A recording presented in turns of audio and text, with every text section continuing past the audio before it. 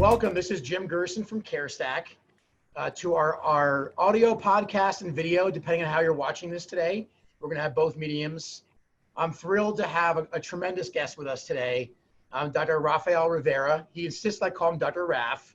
So it's okay if I call you that, Dr. Raff? Is that okay? Oh, absolutely. Absolutely, Jim. And so Dr. Raff is a principal, an exciting, growing, multi-location pediatric group called Smile Starters that's based out of the Charlotte, North Carolina area.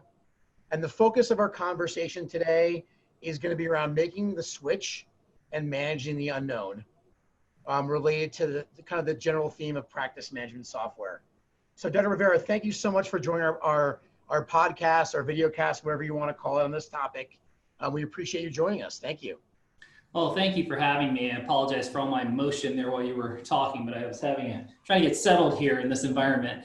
Thank you, Jim. That was really much too kind of an introduction. You know, I'm just a local kid from Fayetteville, grew up a military brat, and I'm happy to be here. I've had many tremendous opportunities in my life, this being one of them, and I'm thankful for the opportunity to speak with you today. You got it. I think it's a great place to start because you've had a fascinating journey in dentistry, right? You're a clinician, you're a wet finger clinician, you grow into a practice owner, and then obviously now you're in the C-suite as a principal and CEO of Smile Starters, and a group that you built and really expanded.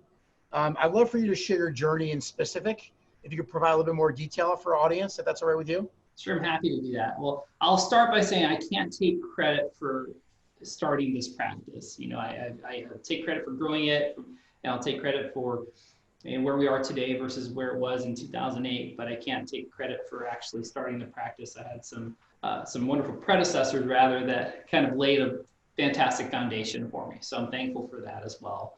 But where do I begin? I went to school at UNC, undergrad and dental school, and joined the Navy after that. And I'm a firm believer that I don't believe I could do what I do today and be as effective as I am without the experience I had in the military. You know, there's a lot of leadership growth and development that occurs within the military, and it certainly helped lay a fantastic framework for me to be able to do what I do now. Now, got out of the military in, 2002, spent 6 years active duty, 4 years as a wet finger dentist, as you call it.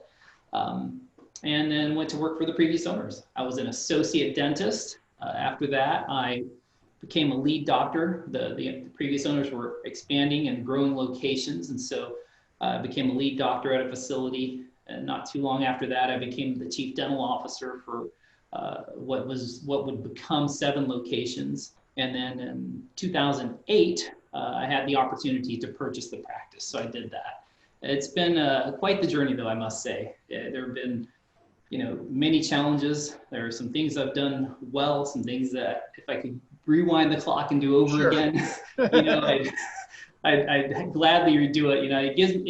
I gained a healthy respect for folks who start practices like this, and even folks who continue to grow them, like myself. Yeah, I'm curious. I know it's not on our script for today, but you mentioned the leadership in the Navy. I would just love to understand, if you could share a real world example where you transferred a learning from the Navy that really applied to, when you get back here and you're in practice in North Carolina. Well, I think part of it starts with having processes in place and procedures in place. So that's something that, in the military, you'll see pretty consistently, is that you can literally take a dental officer or a dental technician from one, location in Japan and plop them down to a location in, say, Bethesda, Maryland, and it's not going to feel wholly dissimilar to them. Okay. Now, obviously, you've got different providers. Some things will be different, but things like supply procurement will be very familiar to them. Things like, the basic flow of that office should be familiar. It's not going to be wholly different. And so, having that background, I was able to distill that information in such a way that I could apply it to what we do now. And I think that obviously starts with the leadership in the Navy, recognizing that whether you're at sea or in Bethesda, Maryland, or in Japan, things are going to need to be pretty consistent so that you can get the most out of your team players.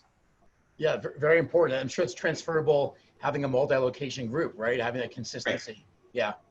So thank you for speaking to that. I don't think it's any shock to our listeners or viewers out there that you partner with CareStack.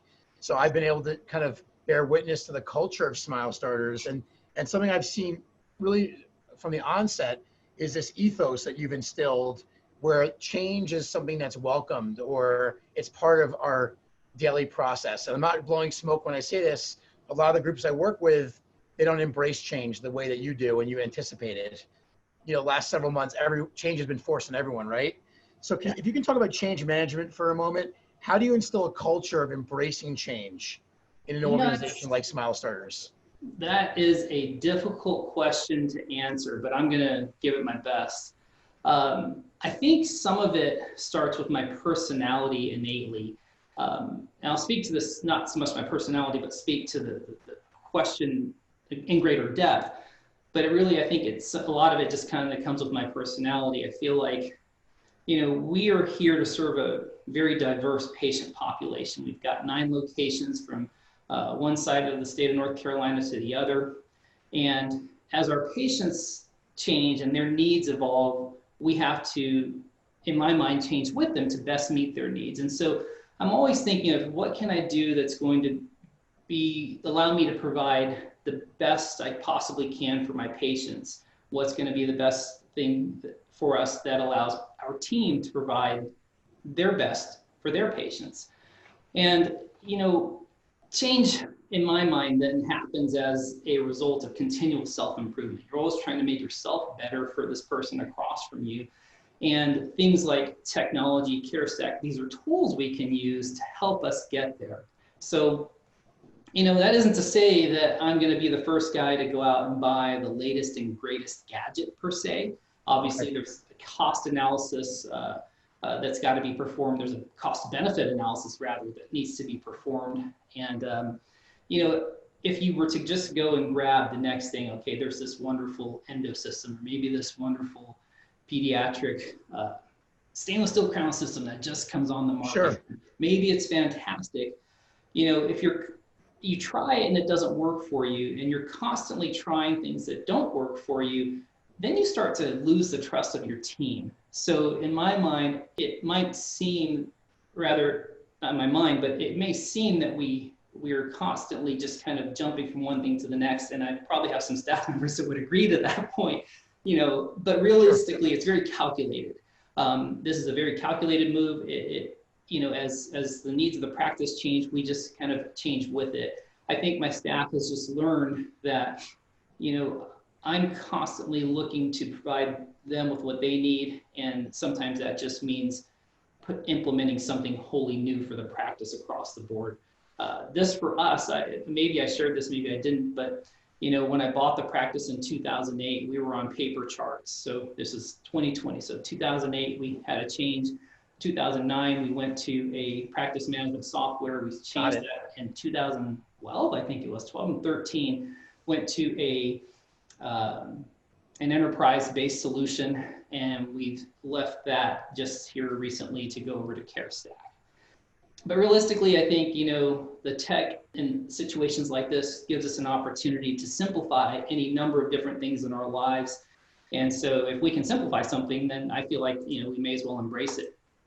You know, if you think about what happens now with something as simple as, you know, your handheld, you know, these manufacturers force updates down your throat, you know, and when you're on a standalone practice management software, you can kind of get stuck in this bubble where, you know, maybe you can choose to update. Maybe there's some new features there you'd like to take advantage of, but they changed maybe your reporting and you're not sure if you're gonna like that. So you stay where you are because it's safe and it feels comfortable.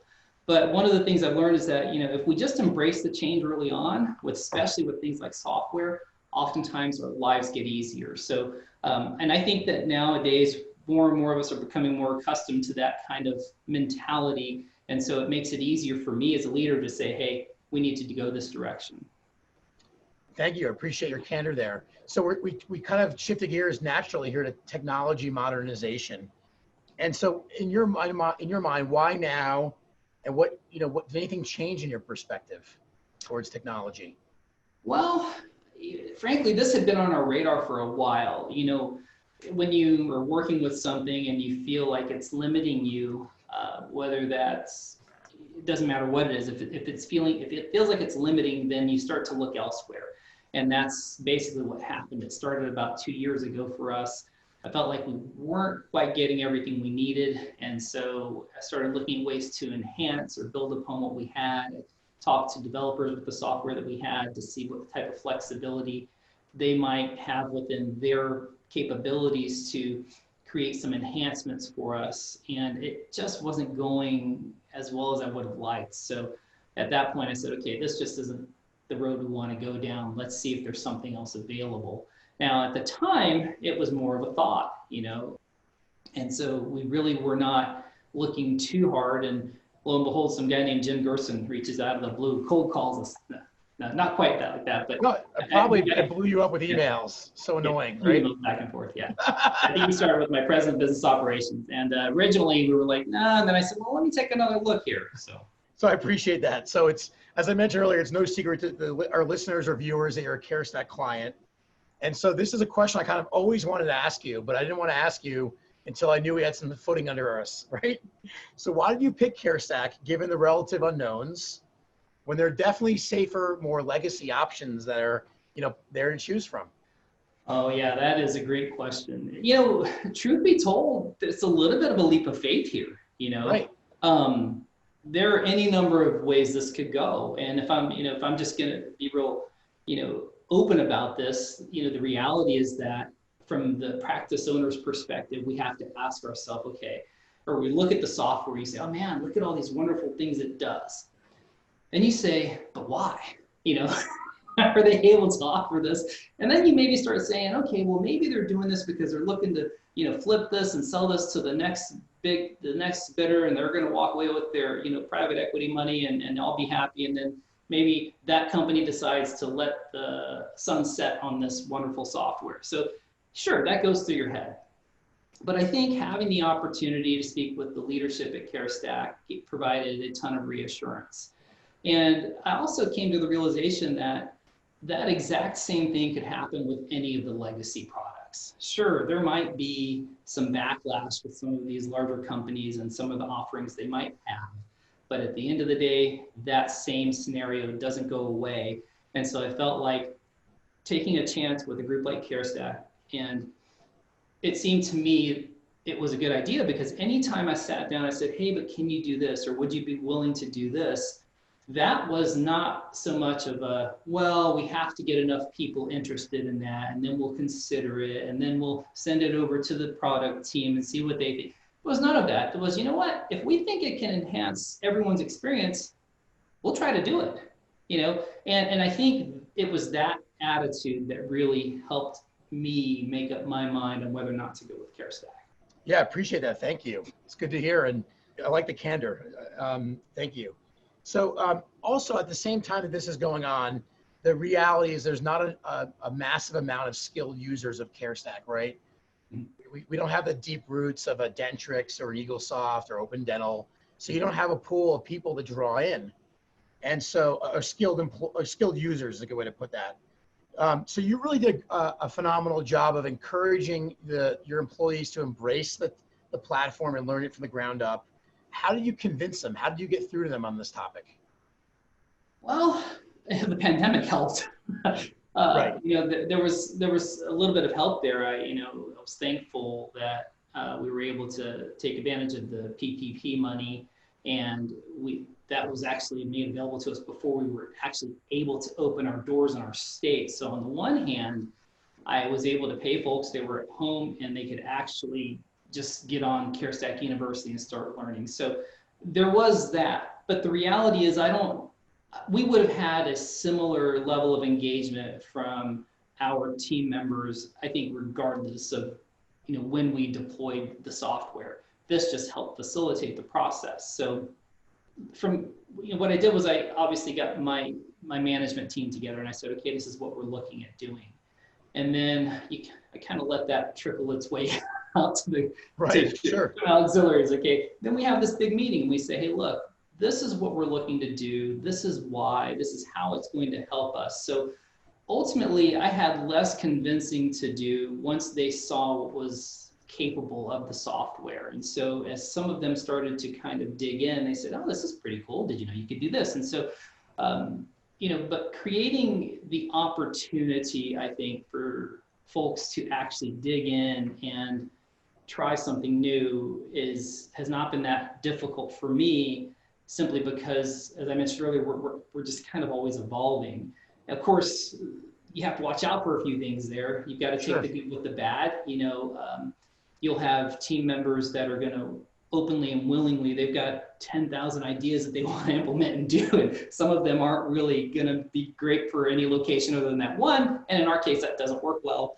But you got to be ready for these ideas to flow. You got to know when to say no and let the mistake happen. Let the mistakes happen. I think that's the biggest thing, is that at no point is there a wrong way to go about your learning process. So as long as you get the information, I don't really care how you get the information.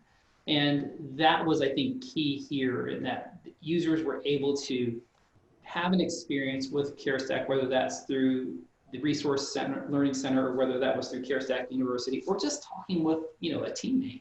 Sure.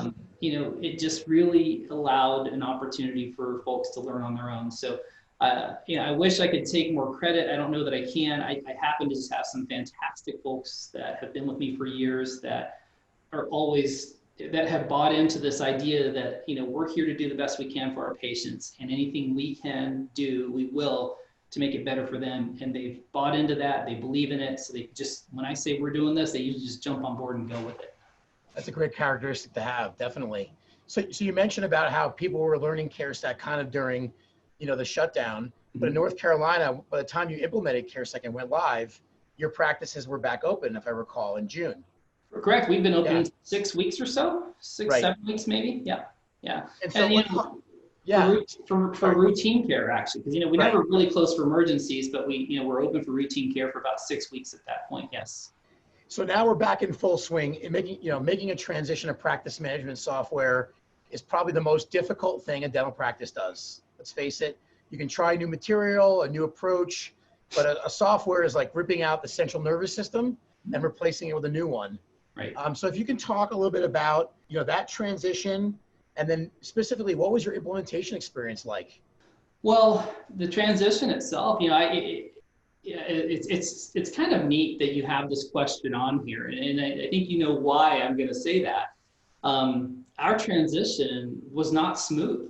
We'll talk more about that in a second, but I find it remarkable, and it says a lot about you and the CareStack team that you're willing to ask me that question in an interview like this, knowing full well that our first day was frankly just a complete disaster. Okay, so just to paint some context for the folks that are listening, we go live with CareStack, and there was a piece of the software that was basically causing everything to suspend. So basically, the software was crashing consistently all morning long. And so after about 2 hours of trying to implement it our first day, we pulled the plug, went back to our legacy software. It was no big deal. Well, I take that back. It was a big deal.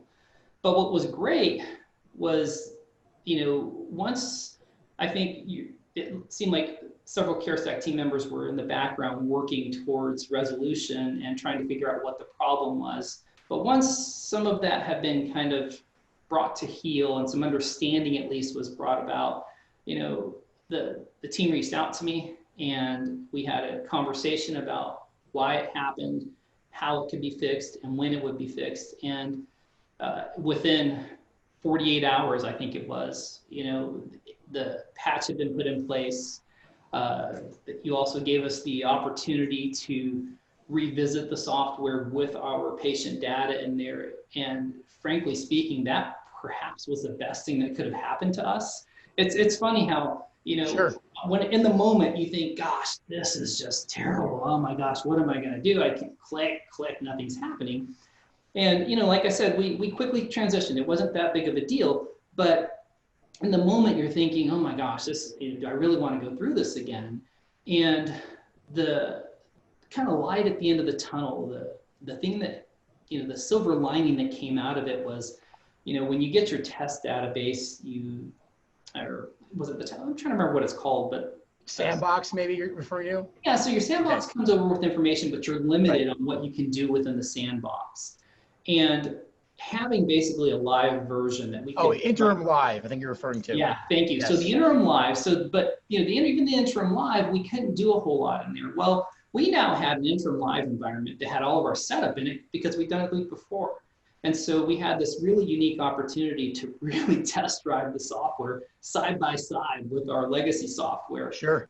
Once it was fixed and we saw it was working and we saw all the things that it could do, I mean, it was a no-brainer. We went live the next week and it went off without a hitch. Yeah, I know I'm told our experience is unique. I believe that to be true.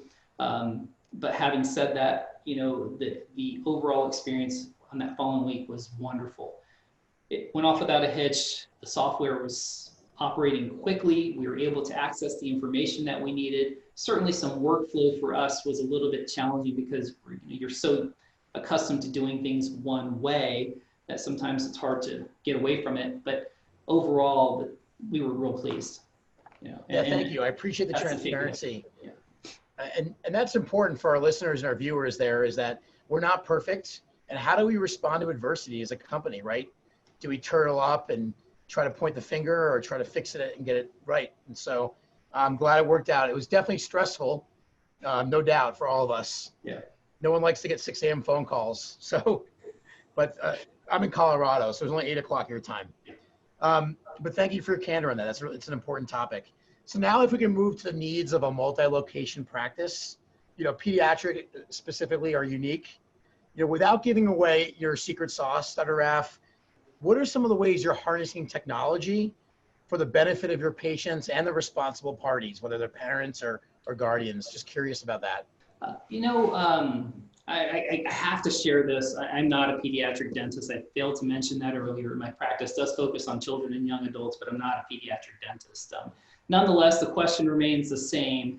And, you know, for us, at least within CareStack and harnessing technology, we've got, you know, we love the text to pay feature is phenomenal.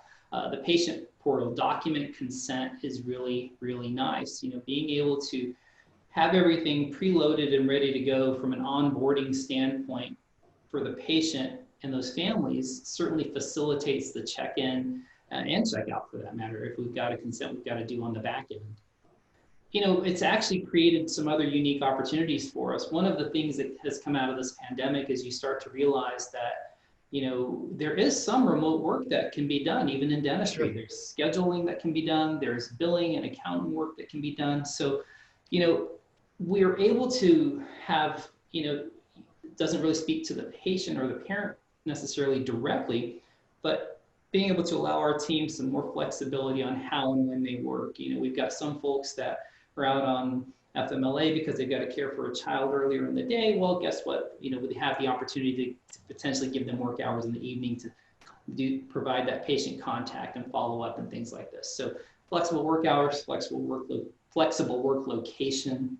You know, those are things that are wonderful. And then we just recently rolled out teledentistry. You know, it's built into CareStack. And I have to say, we hesitated to even test it initially, not because we were afraid of it. We had just thrown so much on our team. Because in addition to this transition with CareStack, we actually transitioned our phone systems. And then of course, we've got all of the protocols that are in place to deal with the change of flow in the office, just from the standpoint of the pandemic. So, but we had a change with our phone system as well, which made things a little bit more challenging too. Sure. So, but overall, I mean, those are things that we see that are a tremendous enhancement, you know, that allow us to provide more for our patients. Yeah, thank you for touching on those topics. So now you're a few months into implementing CareStack. What benefits are you seeing across the group, across the locations? Process consistency, you know, being able to have a defined way that we're going to do things. It seems to me it's a little bit easier in CareStack to do that than what it was in our previous software. Workflow enhancement. You know, I don't know that, you know, I've not worked with an open dental. I've seen it. Wasn't at the time when I looked at it several years ago, it wasn't really quite what I was looking for. But, you know, the workflow enhancement from the standpoint of check in and check out the ability for a patient to check in curbside before they come into the office has been tremendous.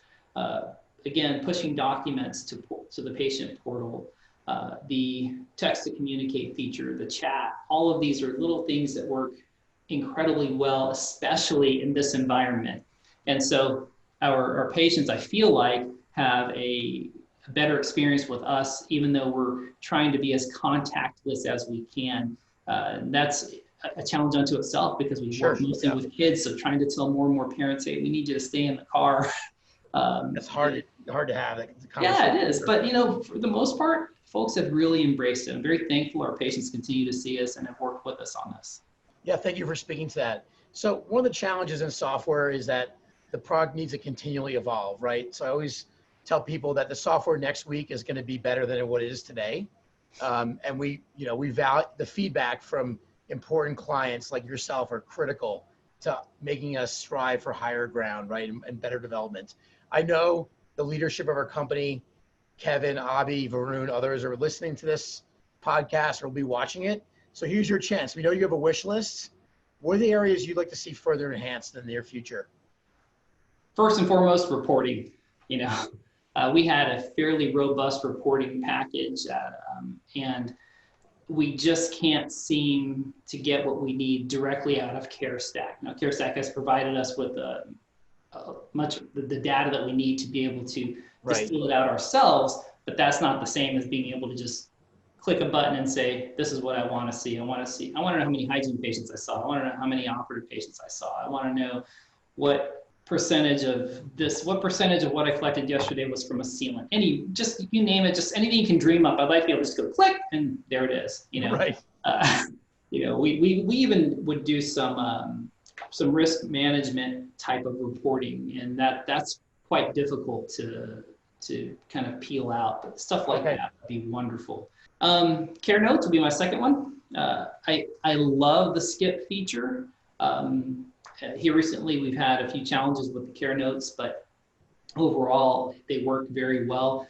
Probably my biggest complaint is I can't merge templates. And it'd be nice, instead of having two separate things, or if I want to add something, a lot of times I don't want to add just one question or two questions. I want to add these 5 into this note. And so being able to merge an entire template would be really nice. My workaround was to make one giant template that kind of has everything. It's a catch-all, and it's just kind of yes, no through everything until you've got your note done. It works well, but it would be nicer if the assistant could say, hey, I did this procedure, this procedure, this procedure, put it in this, and here's my template that I would need to fill out. Got it. Yeah. So Abhi and Kevin, I know you're watching or listening, so let's circle back with Dr. Rivera here in short order and see how we get on those enhancement requests. Thank you. Welcome. And then the last one, number 3, would be some flexibility in the payments module in particular, especially when working with replacement or corrective claims. Okay. That's good to know. And I want to make sure that, I know we're kind of saying this in jest, but please make sure, let's follow up on these items. Let's make sure they're documented and we have next steps. That's really critical. Yeah. Sorry, go ahead, please. Well, I was going to say, thankfully, I have, with respect to those 3 things, I've not shared anything with you now that I haven't already shared with, our rep. And so we're in contact weekly or bi-weekly right now with her. Every 2 weeks we meet, and I think that's something, that I was unaware of when we were looking to implement, was the amount of follow-up support that CareStack actually provides. So, we've been in constant contact with the CareStack team, and they're fully aware of what our dream things are, things we'd like to see right away. Yeah, those are the 3 things I'd like to see: reporting, care notes, enhancement, and then. Yeah, thank you. I think you're referencing like Stacy and our account management team. I am. Great, yeah. Awesome. No, it's great to hear. So yeah, thank you for articulating that. So Dr. Rivera, it's amazing. 30 minutes has gone by so fast. Really appreciate your candor. I'm hoping that one day we can meet in person. I'm now in 185 days in my home office. I'm ready to pull my hair out and do something crazy. I don't know. But I hope to make it to North Carolina when this thing is over and we could be introduced in person. So thank you for being our guest today. We sincerely appreciate it. Well, thank you for having me. This has been a tremendous opportunity, and I'm confident we'll be able to meet in person one day. Whether I'm going out to Colorado or you come here, we'll make it happen. Sounds good. Well, the slopes will be open this winter, so hopefully you can make it out for that. I intend to. Thanks again. Appreciate your time today. Take care. Bye.